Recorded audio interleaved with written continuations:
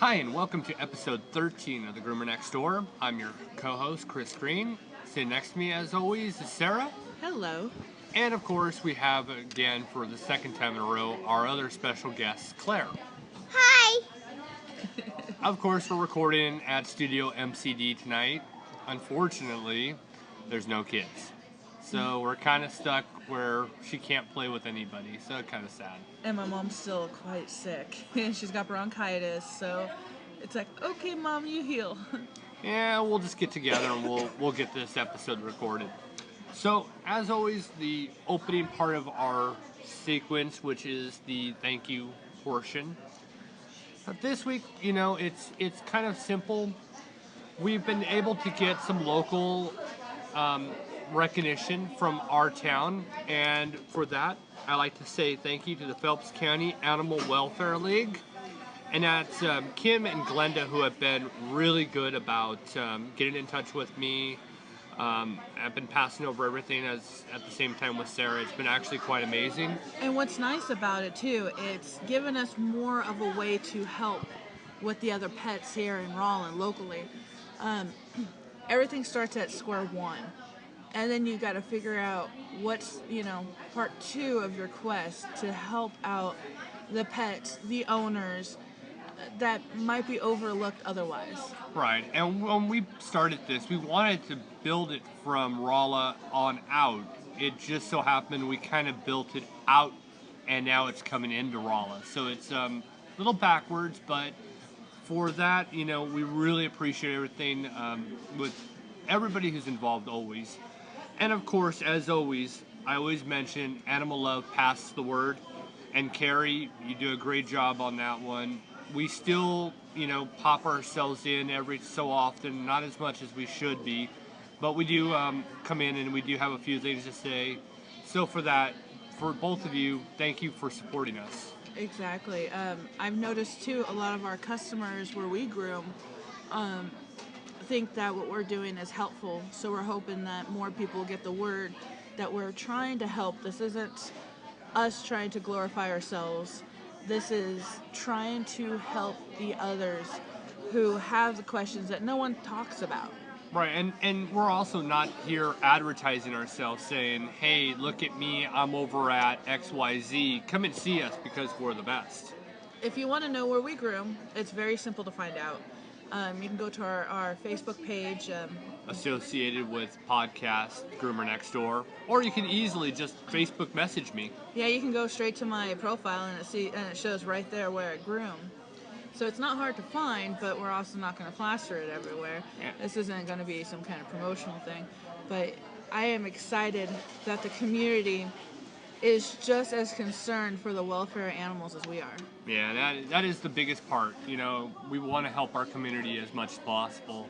And, we want to help all over. Obviously, there's, 50 states in our country alone, and we want to make sure that we at least make a difference. Hopefully, we can make a difference, at least one difference per state. And that's thinking small for us. So anyways, on to our show. So today's episode is going to be washing your dog at home, the pros and cons. Now, this is one of those things, whatever you do, whatever your decisions are, however you handle your pet, we want you to know that is just fine. What we're going to give tips and hints today on is just what we see. We're not saying that you're doing it wrong, and we're not saying you're doing it right. So for that, don't feel offended if you don't feel like you're living up to what we're telling you to do on this, because we're really not telling you you have to do it. We're just giving you the advice. And just the advice enough to know there are some things you don't want to do, and there's some things that you definitely want to do. But we'll cover that as we go on. Right, and it's pretty simple. All right, so now I've never washed a dog in a bathtub, in our regular house bathtub. You have, Sarah. Explain to us what really is entailed to that. It's a pain in the rump. Even before starting grooming, when I was a teenager and even younger. Speaking of teenagers, you may hear them in the background. They are loud, obnoxious, and look at me. Yeah, and they have no volume control. So I do apologize we're far away, and yet they're getting louder and louder. Remember, we were all teenagers at one point in time. Oh boy, So, yeah, it anyhow, was. I still am. as a teenager and a young, preteen growing up, I had Akitas. And my parents put me in charge of washing Shogun and Ronin as one of my chores. Now I look back, I could have smacked my parents. Because as much as I tried to wash Katana and Shogun, I was... Ronin and Shogun. But that's okay. Sorry, so many Akitas, so many names. Our current Akita is Katana. Shogun and Ronin. And we, at first with Shogun, we use regular Suave, hair soap that humans use. I shouldn't use, really. Yeah, we don't use Suave on your dog, please. Unless your dog is okay with it, doesn't scratch or itch or bite. But that's one of those things I would really prefer you not to, because the shampoo is not pH balanced for the pet. But if it's using human shampoo or the flea and tick shampoo that you have at your house, use the human shampoo. The flea and tick shampoo is heavily medicated. And we'll go over that at the later part. Exactly. So, and I realized as a teenager, I'm looking back now, I did not rinse my Akitas good enough. I thought I did. I had one of those shower heads that popped off, and when I was a kid, those things were hot stuff. And we had one of those. It worked real well. I rinsed until I saw no more soap. But now, as a trained groomer, I realized I didn't wash them good enough. But large dogs are a pain to wash in the tub. You have to get in there with them. There is hardly any way to keep them in the tub. Some dogs love going in there. Some big dogs just love, hey, I'm going to jump in there with you while you're taking a shower and you have no choice. I'm getting wet. But then you got dogs that struggle. Little dogs, they're a little bit easier because you can wash them in your kitchen sink. You plug the drain so the hair doesn't get down into your gutter or into your pipe. Drain, yeah. Yeah, there you go. That thingamajigger. But so what's the pros? What are the good things about washing a dog at home? Well, if you have a good dog that's well behaved in the tub, it could be a nice little bonding experience. If he's not very well behaved, it's not going to be a very good bonding experience. Everybody's just going to end up mad. Right. And let me tell you, I do this all day. I see anywhere from 4 small dogs, medium, whatever, to one big dog, or 6 medium-sized dogs a day. Trust me, they're all different in personality. So there's not one that's going to be the like. So your dog right now might be great, and the next dog you get might not be so accepting to having a bath. Exactly. Most dogs don't like water, believe it or not. Ironic as it is. You would think, are you kidding me? You're a dog. Dog plus water equals happy. Doesn't seem to be the case all the time. Another pro would be that you don't have to worry about going on a groomer schedule. Yes. Or a bather schedule, place schedule. If you have transportation issues. Yes. Or if you have to call a mobile groomer, which mobile groomers do reach up into the high numbers. Right. We actually had somebody today tell us that they have a great mobile groomer. They have an Akita, but they spend upwards of $90, which is very high. Versus coming into an actual shop like ours, we would only charge about $40. And that's for bath, brush, ears, nails, and a good brush. Right.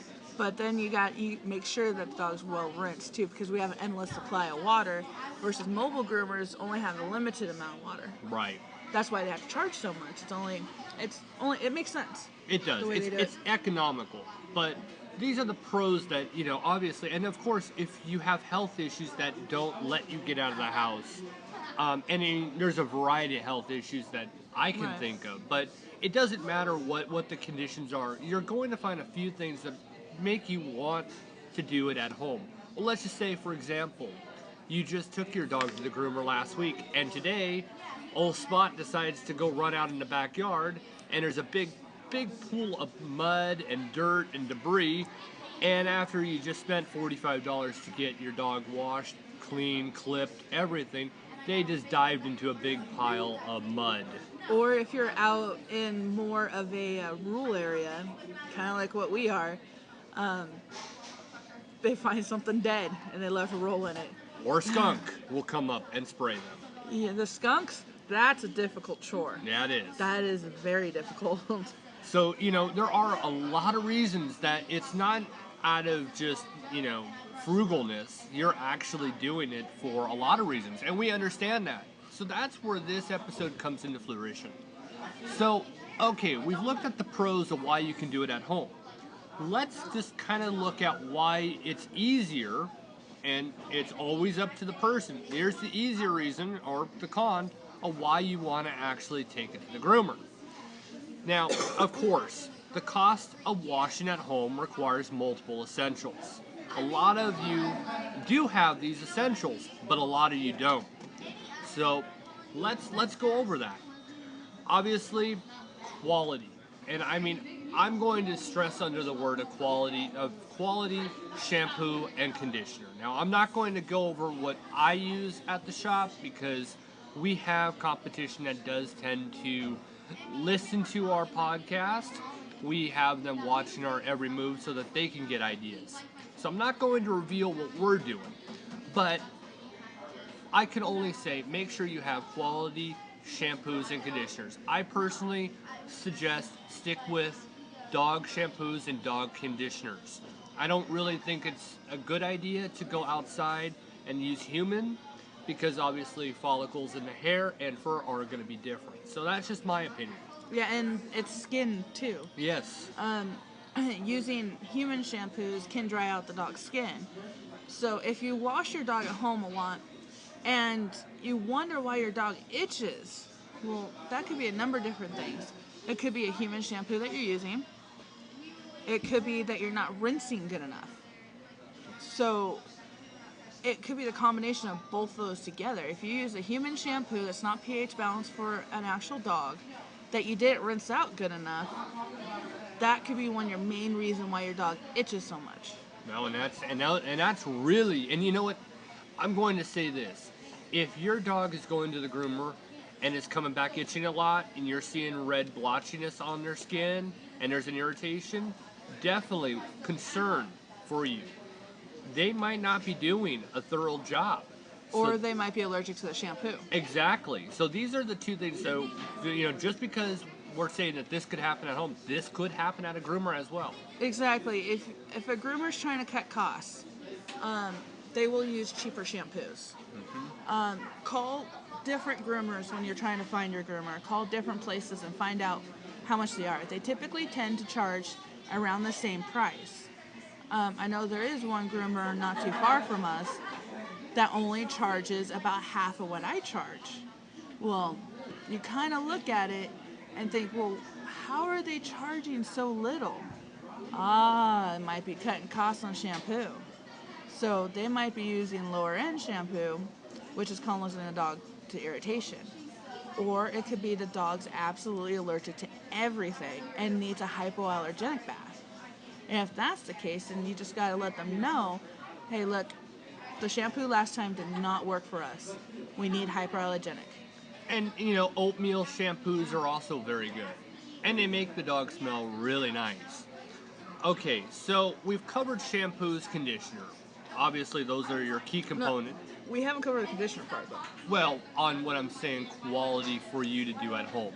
Okay, yeah, because conditioner, a lot of people don't know, is that it takes about 3 times as long to rinse out than the regular shampoo. Very true. So if you're using conditioner as well, make sure you rinse and rinse and rinse. And then once you think you're done rinsing, rinse some more.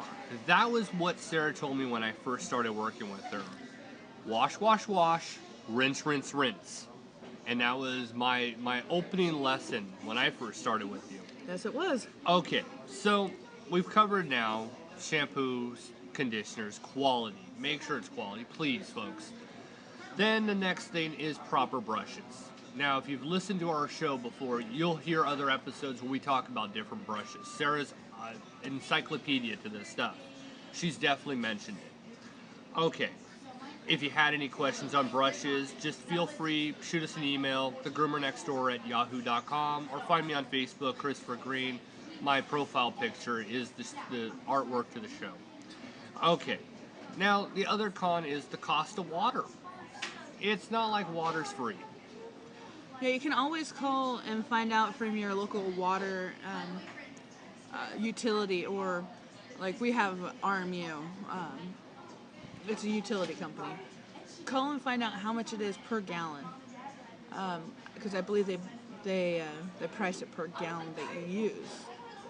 Large dogs, you might go through quite a few gallons, especially if you're not using the proper attachment to the hose, and all it's doing is a typical shower, what you would use on your head.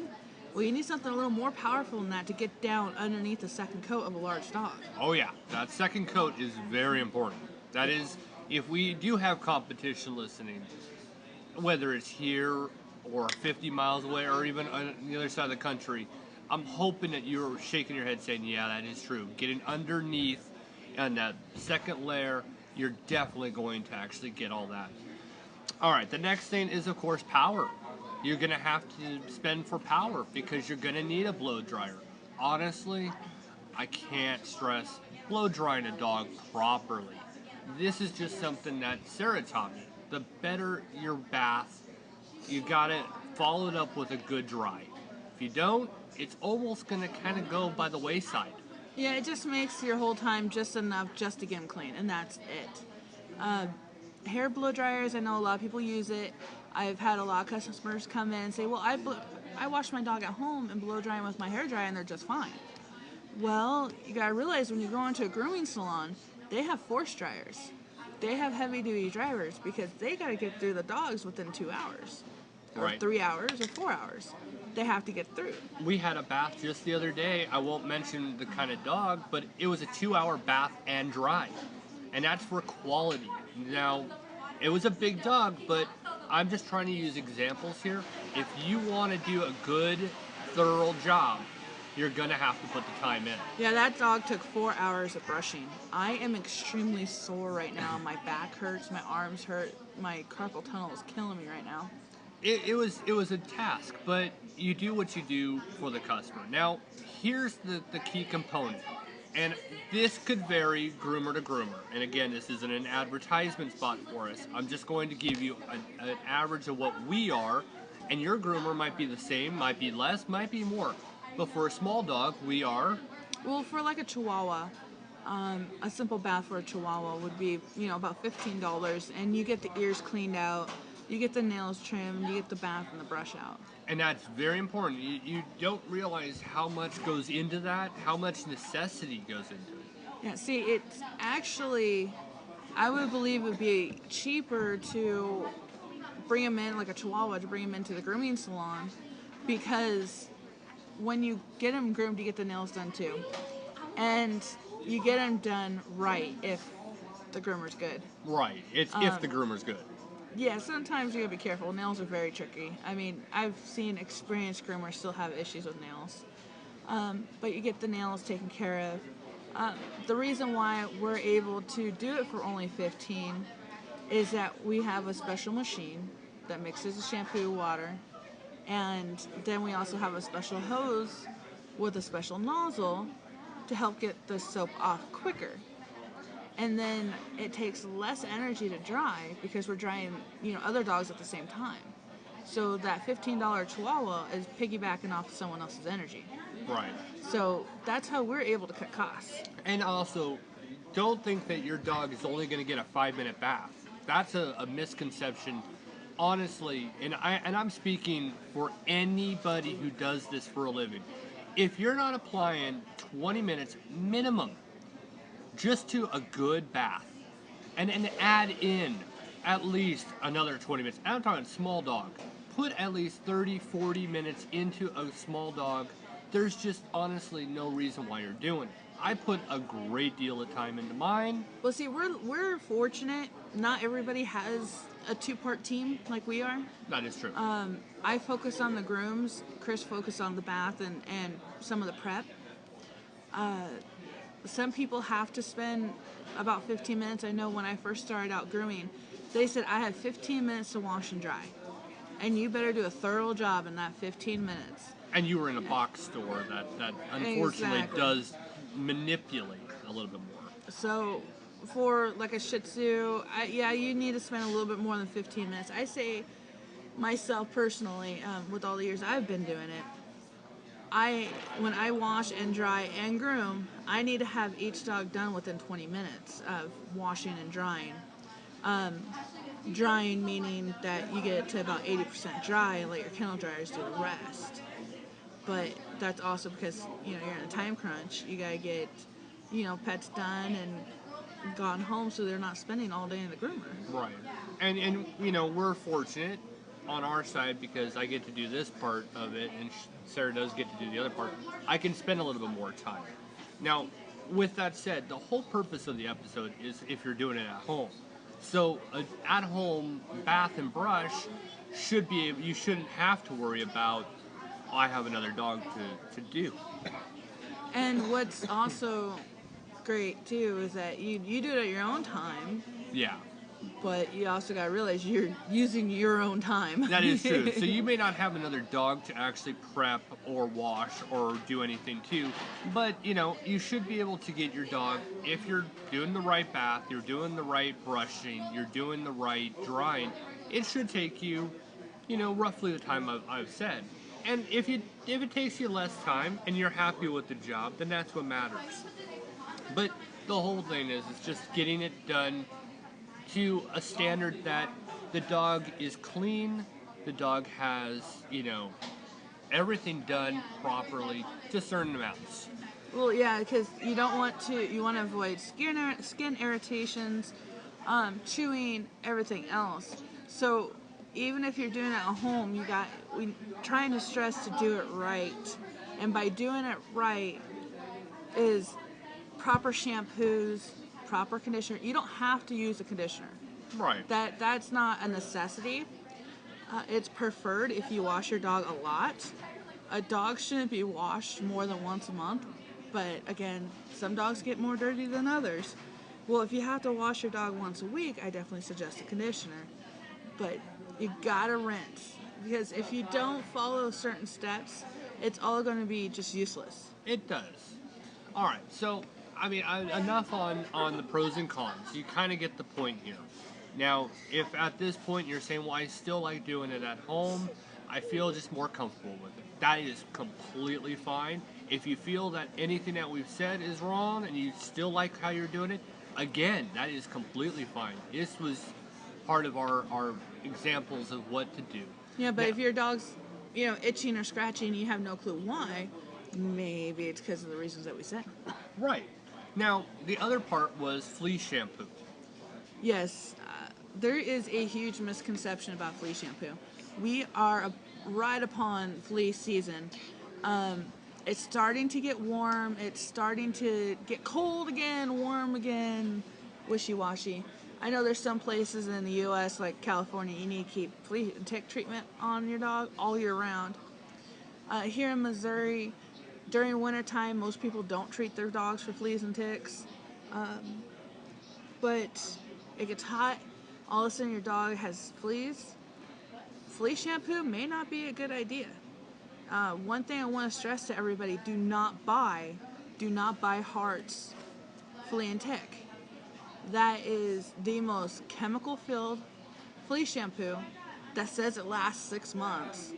Well, I'm sorry, folks, but if a chemical that's in a shampoo lasts 6 months and you rinse 99.9% of it already off, that's a lot of chemicals.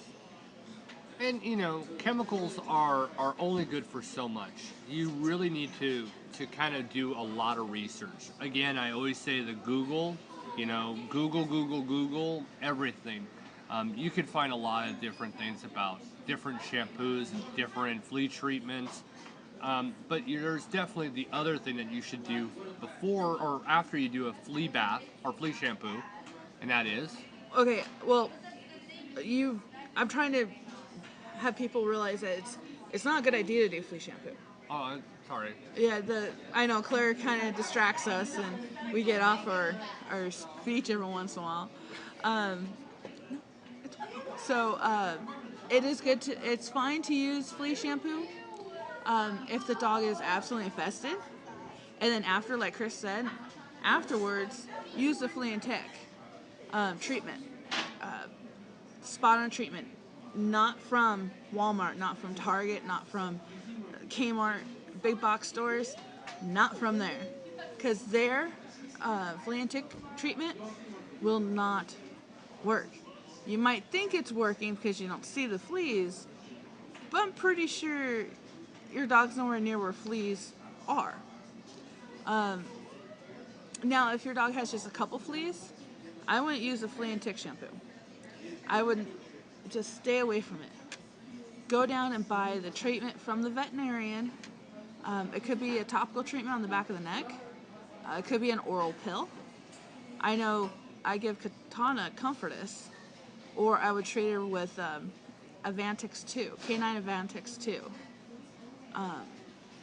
Another good one is Revolution. First Shield. That one's a really good one too. But try to stay away from the shampoo. An alternate is to get shampoo, just a regular dog shampoo, get it on them and make it real thick so the fleas suffocate. Fleas breathe through their body. And by breathing through their body and you put thick shampoo over them, they suffocate. Not too many people know that part. But also, a lot of people don't know too, is that when a dog has fleas, those fleas turn into larvae and your dog ends up with tapeworm. If you ever see little pieces of what looks to be rice or an orange-ish, yellowish, dried rice stuck to their rump, those are tapeworms, and tapeworms can be pretty bad. They eat the inside of the dog. And it also can transfer to humans. You can just touch a tapeworm and it can transfer larvae or eggs. So if you touch one and you touch your eye, there's a chance that you can get larvae in your eye. If you got a cut on your arm and a piece of tapeworm gets into your cut, there's a good chance you can have larvae in your cut. It's pretty gross.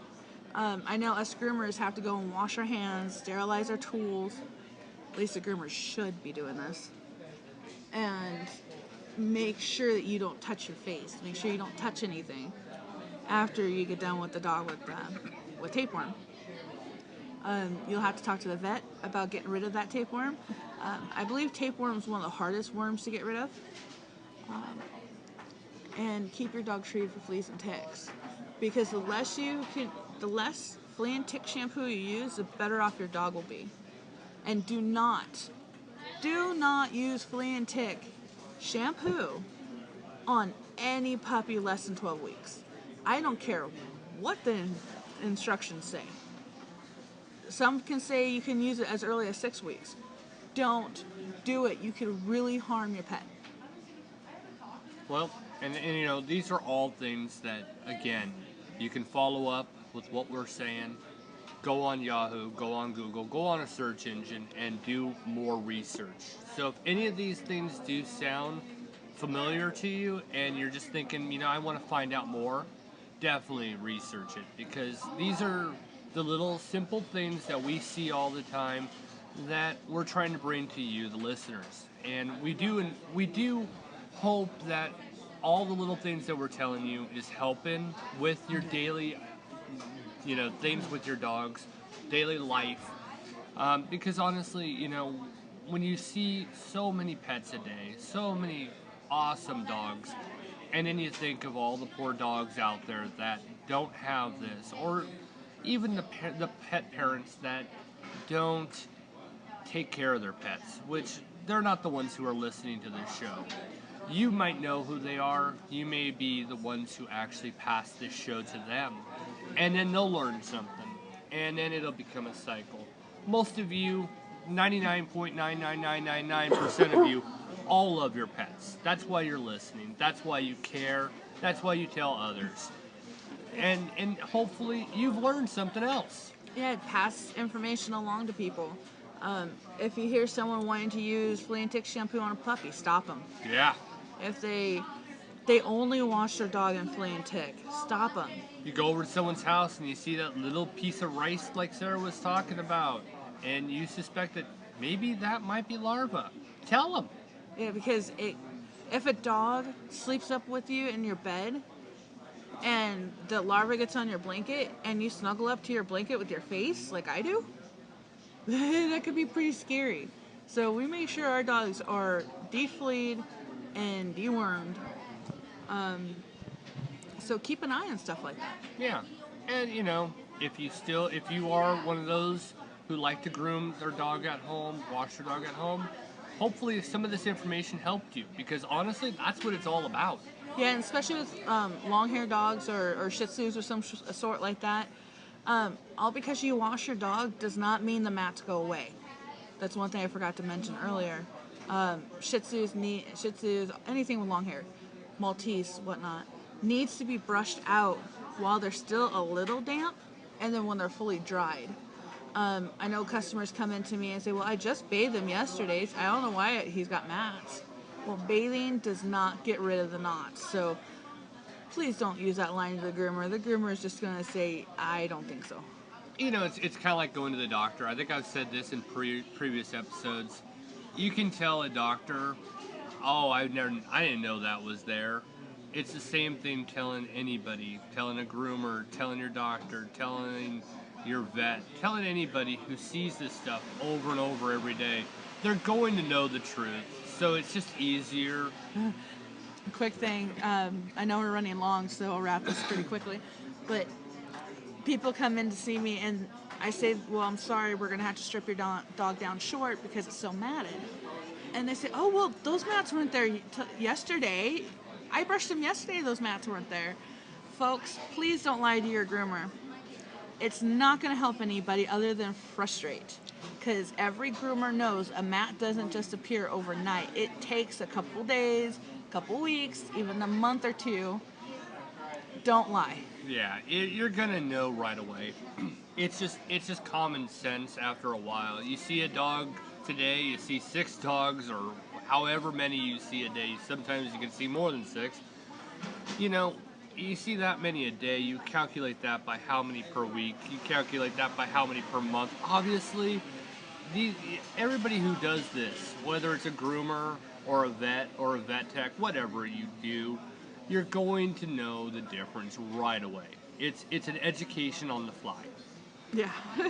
You really do learn quickly. Yes, definitely. And off the end of the subject of it, I personally hope that everybody has enjoyed so far the 13 episodes we've come up with. We have many more ideas in the works, and we're still working it out. Unfortunately, it's very hard to book a lot of people, especially the professionals. They tend to be busy, or they don't want to give up 30 minutes of their time. And then we're busy too. Yeah, it's very difficult to actually get these guys. Hopefully we're going to start to get you a lot more content.